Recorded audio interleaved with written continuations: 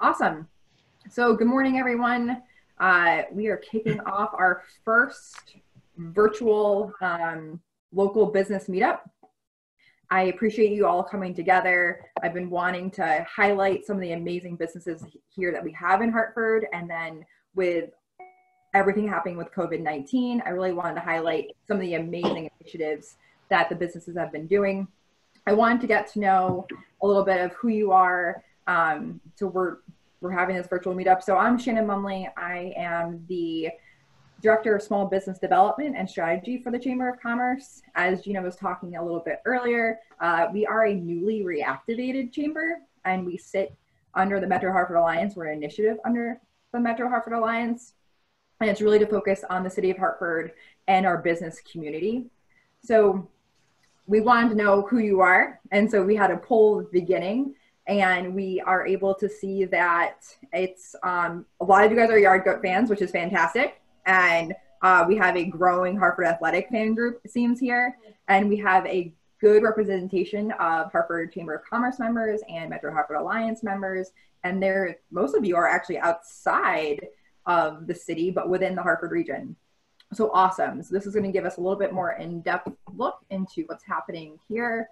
And I wanted to get you guys all together because there's so many crazy things that are happening every single day. Our life is changing in about a month. Every single day it changes, and businesses are adapting and pivoting, and it's an inspiring time and it's a tiring time. And I'm impressed and I'm in awe of what the business community around me has been doing. And the panelists here are just a handful of the ones making changes to their business plans and helping the community, and are still trying to bring in revenue all at the same time. And so I'm excited to have them here. And I think by sharing these ideas that they have, and then at the end, you sharing your idea and questions, that we can grow our community, and we can do it by being better together. So I have a screen up. I did want to highlight some of the other businesses out there. And again, this is just a speckle of all the businesses across our region doing some amazing things during the COVID-19 pandemic. But let's see, you guys can all see my screens, I'm assuming, and we'll go through it. All right, let's see. Okay, so Zardilli's is doing curbside pickup with online orders. They've completely changed, and it's completely contactless if you guys want to go ahead and order from them for fresh produce.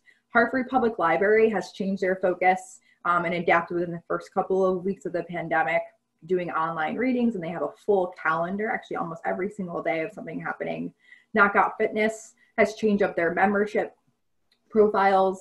Blind Pig got super creative with the trend of people eating and making food at home. So now they're giving dough with everything that you need for toppings to go ahead and make it at home. And then TheaterWorks is bringing you live entertainment into your living room through live sessions. So they've all made these changes in under a month. And it's just crazy to see businesses doing this, as well as changing everything up. There's a lot of companies and organizations that are giving back in this time of need. And some of them are just the Yard Goats, partnering with a lot of different businesses like the House of Bread and Key Bank, Hartford Foundation for Public Giving.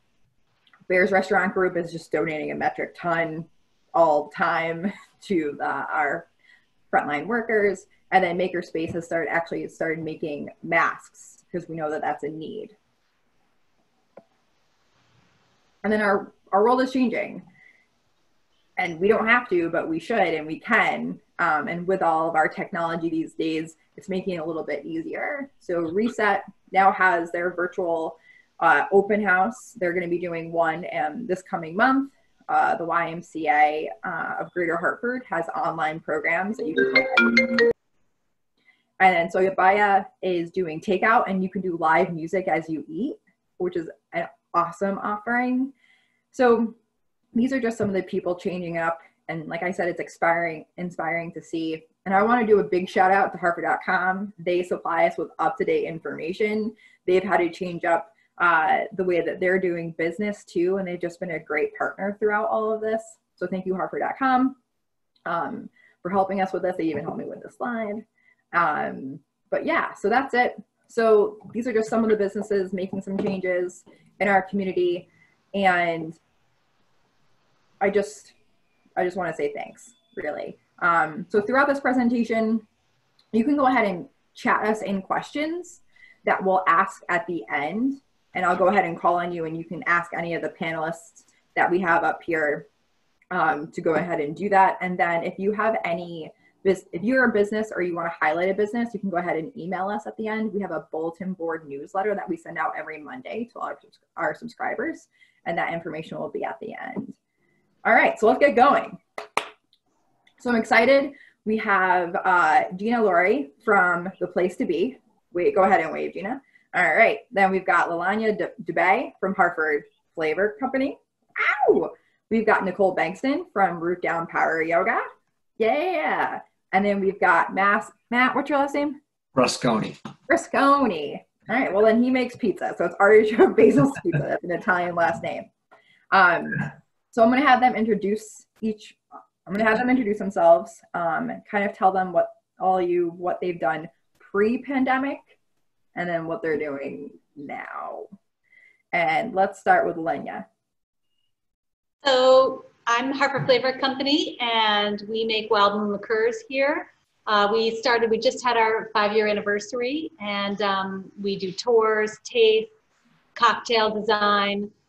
We do all sorts of stuff with bridal. So we design like his and hers cocktails, custom guest lists. We do events here.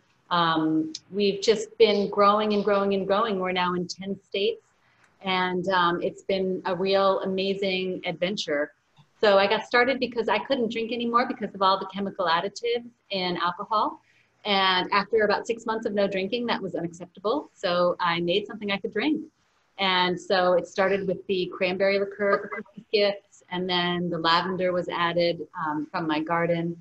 And the lavender is still grown right in my garden, even though it is our best seller in the summertime now, which is pretty exciting. We are just growing by leaps and bounds, and we have so much support from the community. Although I have to say, I've never felt closer to the community now that I have switched over to making hand sanitizer. So it's been quite an adventure. It's been about a month now, and we're just starting to work out all of the kinks. But I'm just so pleased that we can help in this tremendous way. All right, thank you. Matt, you are next on my screen. All right. Yeah, hi, Matt Rusconi with Artichoke Basili's Pizza. We opened about 4 months ago on Trumbull and Asylum, so right in the middle of the business district, which is vacant now. So we were just, the new kid in town. Hartford had embraced us, Shannon and the Metro Hartford Alliance and the workers and residents and all that. We've partnered with the Yard Goats, with the Wolf Pack, with the new soccer team, and we were starting to do pre-event stuff. We were moving into maybe a karaoke night, live music, do slices and all that, and all of a sudden, obviously, it all stopped. And we were just, as a new business, trying to gain steam and figure everything out. So I think it was the week after the parade. I stayed there, and it was just like three customers during the day. So we decided, what's the best thing to do? And also safety was a concern. We still had people coming in at Friday night and kind of gathering around, the slice station. So it was a little disheartening for employees and for customers. So we shut down, and we decided that the best thing to do was to try to regroup, maybe look what the government had for assistance, get that work done. And then a week ago, we came back with a very limited menu, trying to, do what we could with ingredients that we had that wouldn't go bad, with a, probably a 80% reduction of business. And then over the past week, I've changed the menu 3 or 4 times as people are figuring out that we're open. And so we're adding as requests come in, best to our capacity, where we can keep food fresh and execute. So we're doing our best. And like you say, we thank everybody. Last night was our best night so far, and we're looking forward to tonight. So In the meantime, we've been taking extra food and trying to drop off. We're trying to hit every firehouse in Hartford and police departments. So we're doing what we can to give back and stay afloat for now.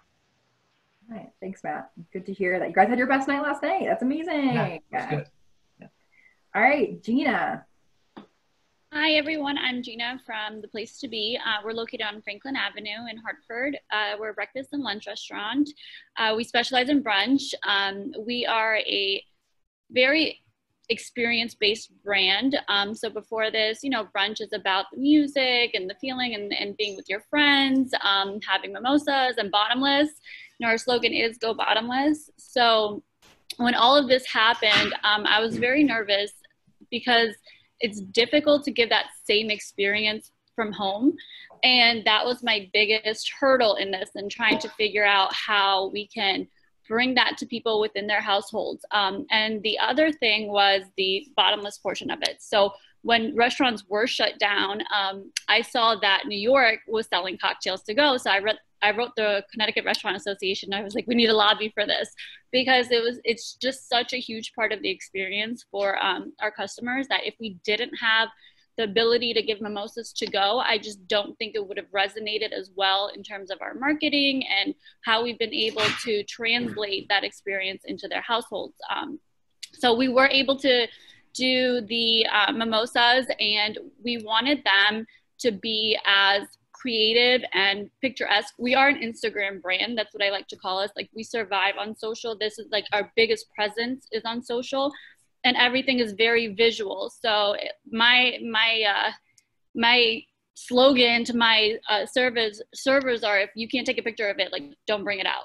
So with that, we're trying to figure out how we can make that same picture moment, that Instagram moment at home. So we have our bathtub brunch punch. So we decided to add, because everyone loves the rubber ducks, so we decided to add, you know, rubber ducks to everything. And then we developed the brunch box. So we can go into that, you know, later in the thing, but it really has helped us pivot our business strategy. And, you know, it kind of helped lift our spirits that there is hope at the end of this. All right. Thanks, Gina. Thank you. Right. Yeah, Nicole. Hi, thanks for having me. Nicole Bankson, Root Down Power Yoga. So, gosh, we were about to celebrate our 1-year anniversary of being in business. We're at 425 Main Street, right at the Linden, inside of the Linden, and it's been a really great year. Like I said, we were about to celebrate our 1 year. Our ribbon cutting was supposed to be at that celebration, so that has also paused. We are a Baptiste Power Yoga community, and Baptiste Power Yoga is a yoga that is practiced across the world. There are several affiliate studios in all different countries, and I'm only I believe the third or the fourth in all of Connecticut, the only one in Hartford County. And our practices are meditation, asana, which is the physical yoga practice, and self-inquiry work. And honestly, I feel like since I've been practicing this kind of yoga, that this is like I've been training for this moment to be able to pivot. And one of the tools that we used to teach in our classes is look, listen, and give tools. So as a yoga teacher, practice, we look at the student, we give a tool that will make a difference in the moment, like right now. And so that's really what we've been asked to do, is look at the situation, give a tool, and like, what can I do right now to make a difference? And right before it was closed, we closed on March 15th on a Sunday, and we made the decision that Friday, Saturday before, it was looking like it was apparent that we were going to need to close. And as soon as I started to feel like the hustle of staying open, I was like, no, stop, look at the situation. The tool is that we need to close for the benefit of our community, for the safety of our community, and then we need to refocus, like gather and refocus. We did that the day before we closed. We gathered as a team, and we were like, what are our options when we do? So in our community, we we host a program, 40 Days to Personal Revolution. And it's 40 days of asana, meditation, self-inquiry work, weekly meetings, things like that. And it's really a chance to alter your daily habits and create a better life for yourself. So right away, we were like, we're going to go online and we're going to offer people a free 40-day to personal revolution program. We're going to do free meditations on, Facebook Live. So right away, we created a private Facebook group because, like Gina, we're, primarily social media based. So we got a group together. I got 100 more participants on the page that I even have in my community. So not only did I get members join the Facebook page, but I reached out to, people all over the country, because now my community isn't just Hartford based. It's anybody who wants to practice with me around the world. Right. And so we took about a week to shift and create classes online. And we've been working that way ever since really. That's amazing. And that's great to hear that you have even more followers and more members of your community because of this. And just the way that we've been doing business, which is we've seen a lot of people bringing in, with the exception of Matt, because you have to actually go online and go in and order. Some other different communities that have been gaining more followers because it's an online presence now. All right, so let's just jump into some of the questions that we've been getting in. So Melania, when did you decide that you needed to change the way that you were doing business? Was it right away? So it was that weekend it was the 14th, 15th, when everything was becoming apparent that we would be needing to shut down. We had already had the idea of hand sanitizer as a switchover. Other distilleries across the country, particularly in California, had already switched over, but it was illegal. You need a special license to make hand sanitizer. So I was a little hesitant, and I'm pretty law-abiding, so I didn't want to rock that boat too much. But it was there in the background. And as that Monday came along, the 16th, I was forced to close my doors and lay everyone off except for maybe one person. And that was a very hard day for me because I pride myself in creating jobs in Hartford. That's one of my goals. And so that was a really, really hard day. And then the next day, I talked to my marketing manager and said, what can we do to help? Because that's always in my forefront is how can we position ourselves to be helpers? Because that is the key of life. How can we help each other? And so we thought about the hand sanitizer again, and we said, why don't we take a look at that recipe and see what we can do about it? And I'll try to lobby the government for change. I had heard about another distillery that had done the same. And then Wednesday, just as I was about to write that email, there was an email from the federal government saying that we are giving temporary licenses to everyone, so that there was a massive national shortage. And if you are so inclined to please start switching over to hand sanitizer.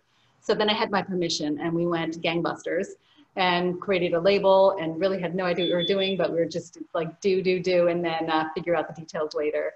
And then by Friday, we were on the news. We were on NBC at 11 p.m. And right after that airing, the phone literally was ringing off the hook till about 2 in the morning. That was kind of a rough night because at midnight that night, we had an email from the FDA saying, oh, the federal government was wrong. You have to change your labels and change your formula and redo everything. And so I was literally at 2 in the morning, I was freaking out. That was a rough bit. But we redid everything and we were ready to go by opening at 11 a.m. on Saturday. We had a line around the building, just extraordinary outpouring and support.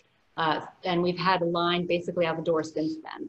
We are the only distillery in 4 counties to be making this. There's another distillery in Litchfield and another distillery in Fairfield counties. So I'm supplying the rest of the state. And it's been quite a ride. So what we're doing is we're selling to the public, and some of those proceeds help to support the donations that we're giving to the hospitals and first responders. I have about yesterday, today, tomorrow, Monday, Tuesday, I'll be donating about $20,000 worth of hand sanitizer to every hospital in Connecticut.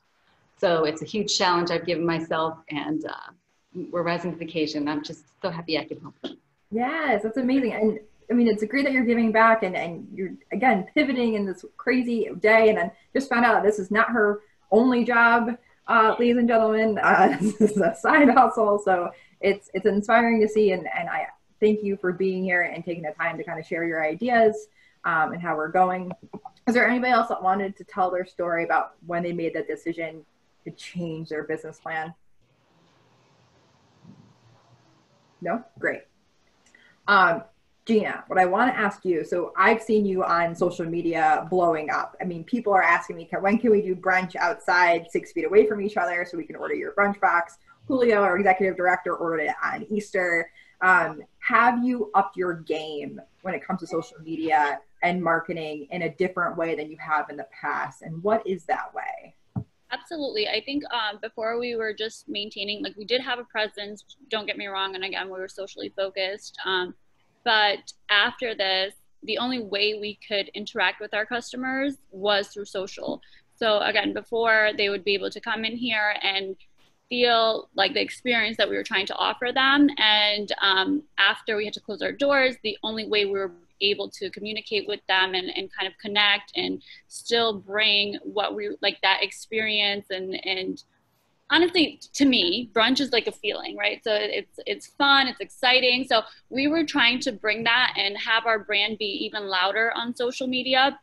And just, I know we did it like a Zoom brunch last week, and that was really fun. And it was just, I know things are tough and things are like, we don't want to take anything away from the seriousness of the situation, but we want to bring what we used to bring to our customers on a weekend on a daily basis to social, you know? So we had to restructure.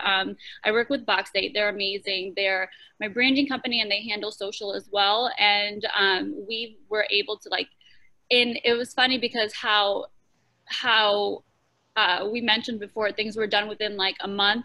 Ours were done within days. Things that would have really taken us a month to plan out in terms of social and photo shoots and the content. And so we were doing it within days, and we were just sourcing people and pivoting the pictures from things that were inside the space to go. So we were trying to make it relevant to our customers and how they would feel our brand after this, which is with the to-go bags and, you know, to-go cups. So we changed all of our content to that. That's awesome. Some questions coming in at the end, and we'll ask you more. Sure. So Matt took some time off, came back full speed. So what have you been learning from these changes that you've had to make that you think that will help you move forward? I think, well, I mean, it's just, as you mentioned before, every day is like, it's like a restart, right? And each week is like, you're trying to decipher what's going on and what's the next phase going to be. Nobody has a crystal ball. Nobody knows what this is going to look like afterwards. I mean, everybody's speculating that people are going to want to, you know, sit further apart from each other, or I don't know. And I have another brand that I'm involved with, and you know, we were dealing with that, and we've kind of been seeing what's happening there. As far as one thing we're learning is that I don't think people are going to want to be touching everything that everybody else touches in a restaurant, right? So, and another thing that, you know, I've learned now is that to have a backup plan or a menu that you can shift to on the fly, and to Gina's point, get out as quick as possible is good. And what we may do is, like, you know, hopefully as things come back and we get, you know, events come back and people still want to come into the store, you may take that smaller menu and implement it so that you're able to get more food out more quickly, to change your business model, you know, as you evolve. But right now, I mean, it's like, we're just trying to figure out how to keep everybody safe, how to slowly phase back in. And I think what will dictate that is what the public, you know, wants, and you know, what the government allows. So, you know, it's day by day, and step by step. And a big part of it is getting the people that work with us, our teams, back ramped up so that they can, you know, support themselves and their families. Yeah. So one of the things, I mean, so everything, it changes daily, and we don't know, like you said, what's going to be happening. And so one of the questions that we've got in is, how do you deal, Nicole, with the uncertainty of not knowing what your normal will be or what the new normal is going forward? You have this amazing now community online that I'm sure that they like doing the yoga with you online. Will you continue that going forward as you get people in the studio again? Well, to answer your first question of, you know, being comfortable or with not knowing, like, it was always that way anyway. We never know what's coming or not coming. So, you know, it's always been that way. It's just more apparent now. As far as online yoga, there's no going back, in my opinion. I think online yoga is something that every studio will now offer. And so my thinking at the moment is, how can I continue online yoga where if I have a member and my member is traveling for work, that they can pick up our schedule anywhere they go in their hotel room. They can jump online and take a class with us virtually and have it set up in the studio so that, you know, you're plugged into the studio. And then there's a whole privacy issue there that yoga studios need to be looking at. And so my brain is kind of there right now, like, how do we make this right for everyone? Because not everyone wants to be on a video, right? And we don't know who's watching. So there's like a whole privacy thing that needs to be looked at in that realm of online yoga. But it's definitely something that I think every yoga studio, every gym, fitness place will be looking at to have in the future. Another thing that we were in the middle of a yoga teacher training. Actually, we were only halfway through our yoga teacher training, which is obviously an in-person experience. And so we've shifted to do that training online. And now, like, I have another yoga teacher training scheduled for the fall, and online teaching is absolutely going to be a part of my training, because as teachers, we now need to shift to see the classroom on our screen and know how to teach. Right. So there's a whole online yoga business that's like about to explode for sure. Can I talk for a minute about uncertainty? Of course. So, in business, generally, there is this huge uncertainty, and you wake up with this faith every day that things are going to be somewhat like they were yesterday, and you're jumping off the cliff every day, every week, every month. And that's where the moment of power is. And that's how we can transform our businesses and our lives, by being in the moment and being conscious in the moment. And so I'm finding huge exhilaration of how my business is going to change and how all of our lives are going to change by people that are having the power of the moment. All right, thanks. So this is going to be a question to any of you. So looking back, and it's only been a month of this, it feels so much longer. Looking back, is there anything that you wish that you could have done, that you would have jumped on faster to do? And if there is, like, how would you, I mean, again, it's every single day things are changing, and how do you do that? You don't have a crystal ball to look forward. Is there anything else that, or a piece of advice that you wish that you had sooner that maybe you can give out now? Have faith in yourself and march forward just with love rather than with fear. Yes, these are changing times, and we are in a massive world pandemic. But if we focus on fear, we won't be able to have the insight and the inspiration that this time can give us. So travel forth with no fear is what I would tell my former self. I think a lot of the things that we should have thought about before this, and I wish I thought about, is the different facets of my business. And I think, you know, because we are not in, maybe we're just in different types of business that aren't necessarily virtual. We didn't take the virtual side of things as seriously as before. I know, you know, we did orders to go, and we had Uber Eats and Grubhub and things along those lines. But I had a new POS system coming that has the online order capabilities, and I thought that was a good thing, but I didn't know how necessary it was up until this point. And it just really made me think of our virtual presence and our ability to get to people outside of these four walls. And I think that's something that I should have really looked into before, because it is something that's coming up even in the restaurant industry, but outside, like in yoga. You know, it's just something that we don't think about because we're just engulfed in the four walls that we're in. And this situation really made me think about our presence outside of that. So I wish I would have just, you know, put more emphasis on it before, because then I would have been just a little more prepared to take everything virtually. Who saw this coming? I was going to add there too, like, you know, a contingency plan. I mean, you know, big thing in the future. I feel like this pandemic fast forwarded the world 10 years in a month, right? So everything was kind of going to where what we're talking about now. But so how do you catch up so quickly? And that's what we're all forced to do now. But, you know, we'll be better geared towards, you know, where the world's going to, right? But, you know, ease of ordering. I mean, is that going to go to voice ordering because people don't want to touch things? Are they going to want to sit home and, you know, talk to Alexa and have their food ordered, right, and delivered to them? So these are all the things you're starting to think about, right? And then sanitation, right, in the store. So we're gonna look at that and see how that all plays out. But on the physical inventory side, I think it makes us all think in the restaurant world to have a contingency plan. Like, you know, we just ordered all up because of the parade was coming. I mean, I have so much Bud Light in green, you know, leprechaun color that I don't know what to do with it right now, right? And so, you know, we're trying to, you know, sell all that. We had tons of food, so even like a backup, you know, chest freezer, things like that, or even have a plan of like, if things go bad, where can you send all this stuff? Because, you know, that's thousands of dollars that you're losing, you know? So having that plan now for whatever happens next, you know, will be helpful.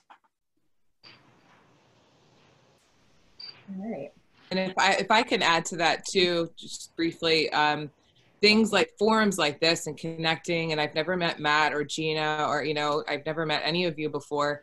And this is such a great opportunity to connect. And I think connection, you know, prior to all of this is huge. And I see it within my own Baptiste Power Yoga community, where I'm about to partner with studios across the country to share each other's classes, because while the online thing is great to get business outside of my own physical community, those people are also experiencing yoga online from all over the world, right? They're not necessarily, so it's a good thing, and it's also kind of a detriment. So I see that connection within my own yoga community has been so beneficial, in that I can share links to classes that are happening in Santa Fe, New Mexico. I'm sharing classes that are happening in Colorado Springs. I'm sharing friends' classes from New Jersey, all over the country, right? I'm taking a class at 8 o'clock tonight in Africa. That's amazing. So, like, That's so cool. it's amazing. And though, like, what's here for us in Hartford as far as connection, and like, how can I help you? Yeah. Right. And like, what is there just right here? Like, that's what my training is, like, look, listen, give tools. Like, what's right here in front of us? What's possible in the Hartford small business community, and how can we help each other across, you know, restaurants, yoga, whatever. And Nicole, like, that's a tee up to my last question for you before we go into the attendees' questions. Is how, do you guys have any ideas that we can take away, that you all can take away, on how we can work together better as a community as we come out of this crisis, so we're stronger? I think the sharing of resources that we use during this time that kind of helped us pull through would be an amazing thing, like how we're doing now. I know Leonie, she mentioned she got her labels overnight, and I'm like, how did she get labels overnight? Because it took me a week to get labels, you know? So those kind of tools, I think, are very, as minuscule as they sound, I think they're very important to us being able to adapt and succeed now or in the future. And I think sharing those resources and things that hurdles that we've been through that can actually save somebody from experiencing is an amazing thing. I think even having this monthly after this pandemic would be an amazing thing. Sharing resources is a great idea. And with the labels overnight, we're doing them in-house. So it's very low tech. They aren't that pretty, but we were able to be quick about it. And so we couldn't afford, because labels over time, they take forever and they're very costly. And so we needed to be more nimble than that. And so by just doing them in-house and having them, they're simply taped on the little bottle that's just taped on there, paper printed, low tech. But it solved the problem, and it solved the problem quickly, and time was more important than the lag of having it be absolutely perfect. Right. So sharing resources, definitely. And I do agree that this is a really interesting forum to be able to share ideas, come together as a community, and all boats rise. You know, we need to be in this together. Right. Matt or Nicole? I think they had great input, and I agree. Great. Yeah, absolutely. Sharing each other's resources. Yeah, they kind of said it all. So I agree as well. And so just fun fact is that this is the first time that we've done anything for the Hartford Chamber of Commerce where we've gotten a group of people together. I was supposed to be in person at a brewery, and I mean, this happened.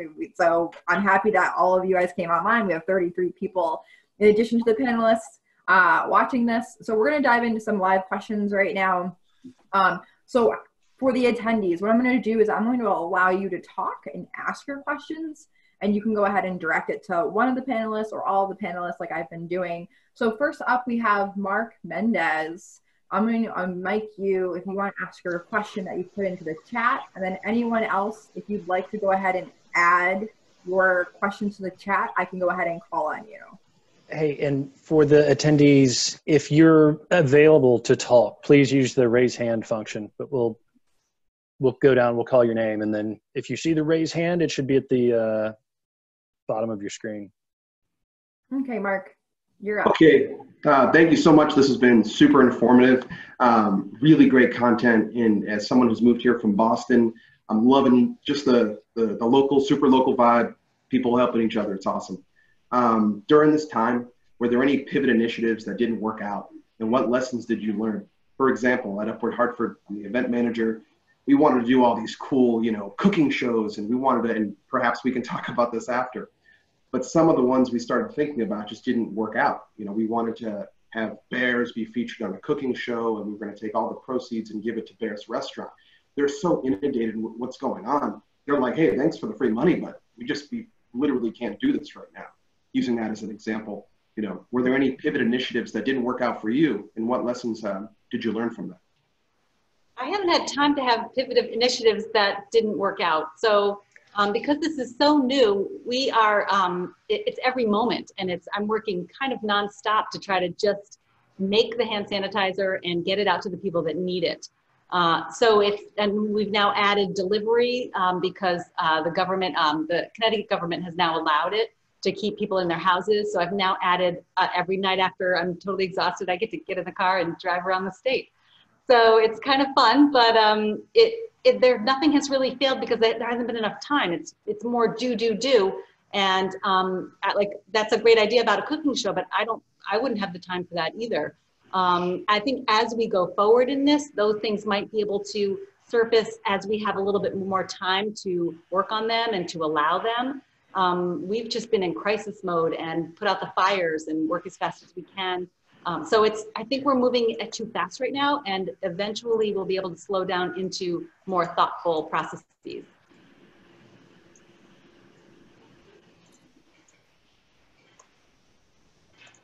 Anyone else want to answer that? No? Okay. I agree.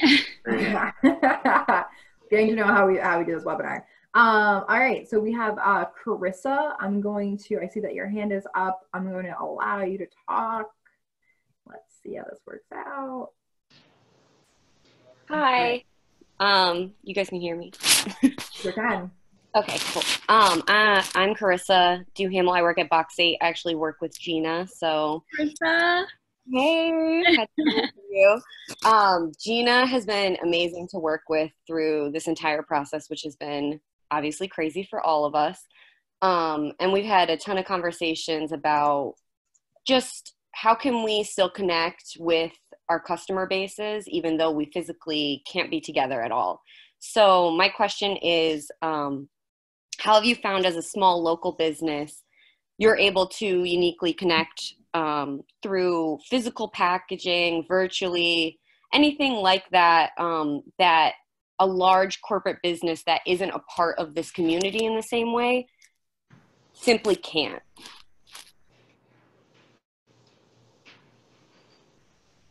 I'm sorry, what is the question exactly? How have you been able to connect with your customer base? Oh, sorry, I'm getting a phone call. How have you been able to connect with your customer base in a way when you physically can't be with them? Basically, just what modes of connection have you found? Like, for example, with Place to Be, we have connected both through like physical packaging, providing like interesting packaging and like handwritten notes, that sort of thing. And then also through social media responses, DMs, comments, all of that sort of thing, being very diligent about that. What kind of things like that have you guys done? So social media reigns king right now because we're all home and we can't actually physically touch each other. So it's all going online. We've been doing lots of posts, lots of advertising, lots of featuring businesses that we've been donating to. We're also, I got to hire back all of my staff plus more. So I'm now employing people in the restaurant and bar industry to be able to give them some money in their pocket. So it's really how you're reaching out, and social is right now king, and I'm not seeing that changing for any time soon until we feel more comfortable with being back in each other's presence. That's fantastic. Well, I'll go into also, Krista, as you know, how we did these cards that we stapled to every to-go order. That's just a personal thank you from us to them, along with offering, like if they were able to take a picture of their to-go meal, they are entered into, you know, a gift card giveaway as a thank you for one, continuing to order from us and posting us on their social. And I think a bigger company wouldn't have taken that much initiative to pay attention to detail and write or have thank you cards on every single to-go bag that goes out. So I think that's definitely a huge thing for us. Yeah, we did that too, and it's worked very well. Yeah. And I also would say, I mean, just open up the black books, right? So anybody you've done business with, you know, if it's the Yard Goats or if it's the Wolfpack or anybody, right? You just email them and say, hey guys, is there any way that you can help support us so we can help support you in the future? And just open up every resource you have and every one of their networks, and just, you know, everybody wants to work together and help each other get the word out. All right, thank you, Carissa, for that question. We have Kevin, I'm gonna butcher your last name, Belimer. Yeah. Can you hear me now? Sure can. Okay, it's Bielmeyer. You guys are great. I appreciate you doing this, taking time out of your busy schedules. I'm working in the town of Southbury, helping the business community, and some of the questions that I constantly get is, as I inform them about the federal funding, state funding, et cetera, is they sort of bring back the question of, well, you know, I've already furloughed my employees, you know, should I bring them back? Should I go for, you know, that funding to allow me to do that? I just was curious if this has been your case, how have you handled that? I know you just mentioned that you brought back your employees in an earlier comment. So if applicable, I was just wondering if you could address that, as I get these kinds of questions quite a bit. Well, it depends on if you have ability to pay them and an ability to need them. So it really depends very specifically on actually the business and what you're doing. I can't make hand sanitizer fast enough, literally. So I have all my employees back and I have hired new ones. And so it depends on, are you part of the solution? Are you part of taking this forward? You know, everybody's got to retool and figure out how they can be part of the solution. And I think that's when we'll start to see people rehiring. Yeah, I mean, I'd like to mention, for example, if you have a specific loan, for example, the PPP loan that you were, maybe fortunate enough to get. At this point, yeah, I mean, for us, we had over, through all our restaurants, we had over quite a few employees, right? And I think we had 20 left.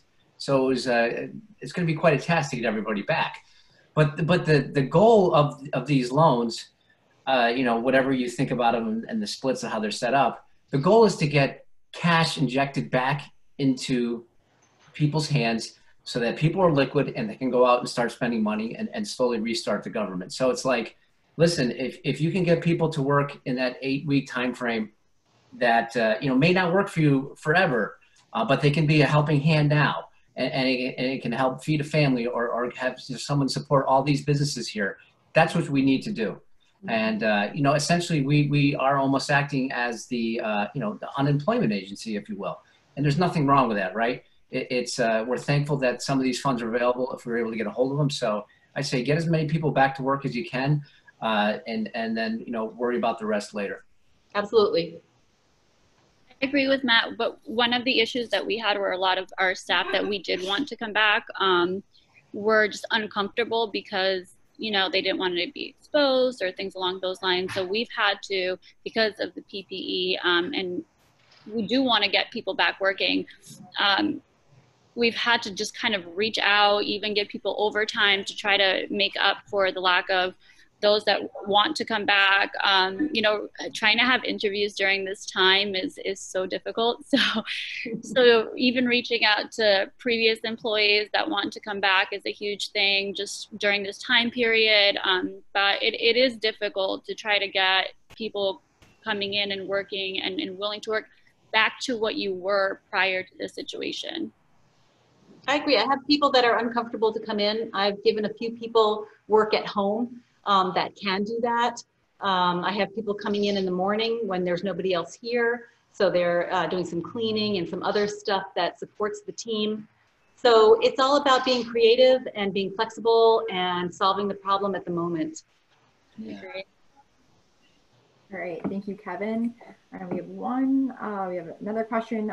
Jesse, I'm going to unmute you and you can go ahead and talk. And you're muted. See how we can. Hello, everyone. Thank you so much. I just want to say I'm inspired by all 4 of your stories, and I want to find ways on how I can use some of my own budget to collaborate with each of you. My question specifically is regarding paid social media ads, and I want to and specifically, do you find value in paid social media ads, or is most of your effort going to maintaining or probably even strengthening local relationship management initiatives? Can I take that one up?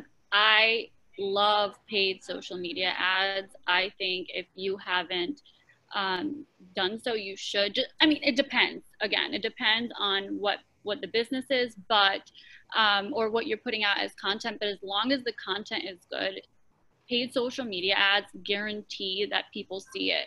And for me, in my opinion, the more people that see it, they might not automatically turn into customers, but it'll create awareness for your business. And ultimately, it might turn into a customer. You know what I mean? And that awareness is so important. I love local and I love, maintaining local relationships, but there's certain people that you won't, no matter how hard you try, be able to reach unless you do paid social media ads. That is totally true. I find that as well. It's basically eyeballs creating brand recognition. And I'm always completely focused on local, but there are still people right in Hartford that don't even know that I exist. And I've been here 5 years. I've donated to every charity. I've stood on my head, done a dance. So those paid channels really do work. And think about what you're advertising, and content is key. You really have to have someone that is creating beautiful, interesting, engaging content. That is the secret. And then go ahead and pay for those. Yeah, and it doesn't cost a lot, right? No. I mean, if you boost a post for $10, I mean, the number of people who can reach, and if you think about it, the return on it, right? I mean, if you just boost out a post for $10 and you get, $120 of return, that's a huge return, right? So all day long. Absolutely. But I think also the key is to figure out who your customer is and what you want to communicate to them. You know what I mean? Because it's, you need to figure out who you're trying to attract and what content you're going to put out there that's going to attract them. Like, you know, it's not as difficult as I'm making it sound, but I think there needs to be a little thought process in that in order for them to be as effective as possible and to give you the biggest return on investment. All right, so those are all the questions that have been chatted in. Are there any last thoughts that you want to just send out there before we end today from any of our panelists? I'd just like to say thank you to you, Shannon, and everybody just for pulling this together and you know, getting us all to share our stuff. I think it's just helpful to the people who are on board and helpful to all of us. And like I can, you know, I guess echoing someone before, that, you know, first thing I'll do when this is all over is go out and shake all of your guys' hands. I to be honest, like my head's been buried in pizza dough. I didn't even know everybody here, you know, had a place. So it's been eye-opening. So thank you. Yes, thank you, everyone. Thank you, Hartford Chamber. Thank you for doing this. It's a breath of fresh air in my day. Yes, thank you, Shannon. Thank you, everyone. I loved your input and your feedback. This has been great. Absolutely. It was great to be on board with this. So thank you, Shannon. Yeah, no, thank you for taking time out of your day. Thank you for all the participants and the attendees. This has been amazing. Again, this is our first one. We're going to do more like this. If you have any questions or you want us to highlight your business, go ahead and email me. My email is up there. You can connect with us at hartfordchamberct.com, or if you want more information and more resources, check out preparedhartford.com. Also, one small thing that we're going to be doing, some of you are already participating in, we're going to be doing biz bonds, small biz bonds, which are gift certificates for our businesses right now, that after July 1st, the customer gets an increase of 20% to that gift certificate. So we're giving restaurants revenue right now. And then once this changes after July 1st, we're hoping that the customers can come back in and get that incentive to stay customers. So if you're interested in it and you're a small business, again, go ahead and email me. We're excited. We're going to be rolling out that next week. And right now we're getting businesses to go ahead and partner with us. But yeah, if any questions, feel free. We'll connect after this. But thank you, Jevin and Margot, for being my right-hand people and walking me through this webinar. And have a great Friday. Hey, as one last reminder to people, we'll post a recording of this webinar to social and to our web pages, Prepared Hartford and the Hartford Chamber website. We'll also do a follow-up email with a link to the recording and with the websites of the panelists. And we had a couple questions on how to order the hand sanitizer from Hartford Flavor Company. So we'll put that in the follow-up as well. Okay. All right. All right. Have a great Friday, everyone. Thank you. We'll see you on the web. Thank you so much.